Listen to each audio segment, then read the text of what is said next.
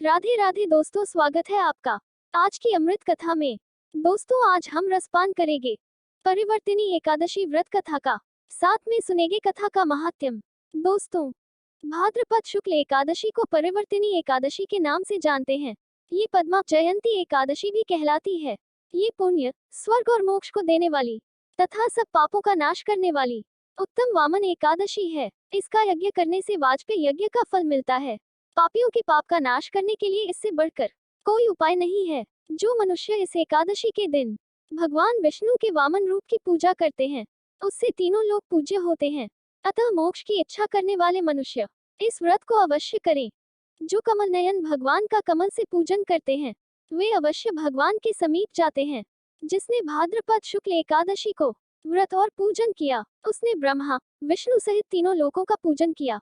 अतः एकादशी का व्रत अवश्य करना चाहिए।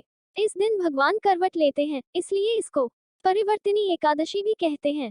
आइए चलते हैं कथा की ओर। परिवर्तनी एकादशी व्रत कथा। त्रेतायुग में बलि नामक एक दैत्य था। वह भगवान विष्णु का परम भक्त था। विविध प्रकार के वेद सूक्तों और याचनाओं से प्रतिदिन भगवान का पूजन किया करता था।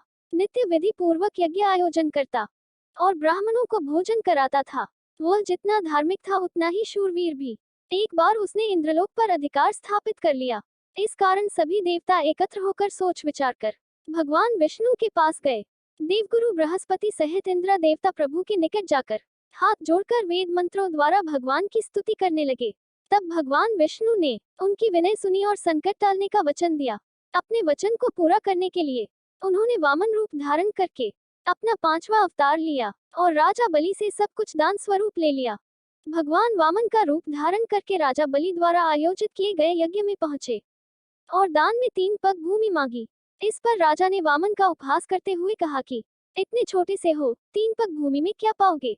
लेकिन वामन अपनी बात से अडिग रहे। इस पर राजा ने 3 पग भूमि देना स्वीकार किया और 2 पग में धरती और आकाश माप लिए। इस पर वामन ने तीसरे पग के लिए पूछा कि राजन, अब तीसरा पग कहाँ रखूं। इस पर राजा बलि ने अपना सिर आगे कर दिया, क्योंकि वह पहचान गए थे कि वामन कोई और नहीं, स्वयं भगवान विष्णु हैं। तब बलि ने अपना सिर झुका लिया और वामन भगवान ने अपना पैर उसके मस्तक पर रख दिया, जिससे वह भक्त पाताल को चला गया।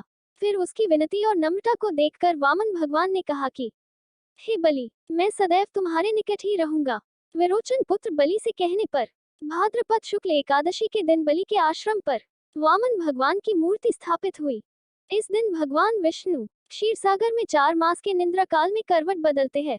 इसलिए निद्रामग्न भगवान के करवट परिवर्तन के कारण ही अनेक शास्त्रों में इस एकादशी को परिवर्तिनी एवं पार्श्व एकादशी के नाम से भी जाना जाता है।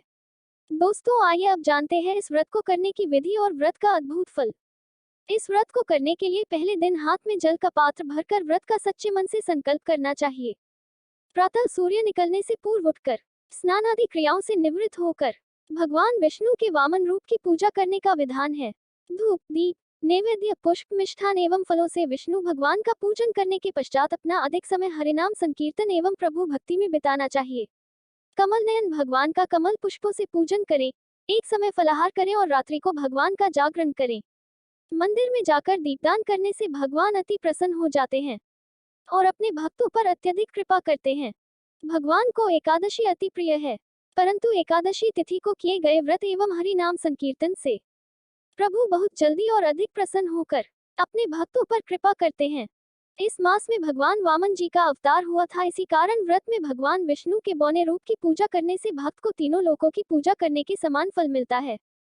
यह एकादशी भक्त को वाजपेय यज्ञ के समान पुण्य फलदायिनी होती है। मनुष्य के सभी पापों का नाश करने वाली इस एकादशी व्रत के प्रभाव से मनुष्य की सभी मनोकामनाएं पूर्ण होती हैं तथा अंत में उसे प्रभु के परम पद की प्राप्ति होती है। विधि पूर्वक व्रत करने वालों का चंद्रमा के समान यश संसार में फैलता है। दोस्तों, ये पावन कथा यही पूरी होती है। बोलो विष्णु भगवान की जय। विष्णु भगवान की कृपा आप सब पर बनी रहे। मिलते हैं और एक नई कथा के साथ। तब तक के लिए जय श्री कृष्णा, जय श्री राधे।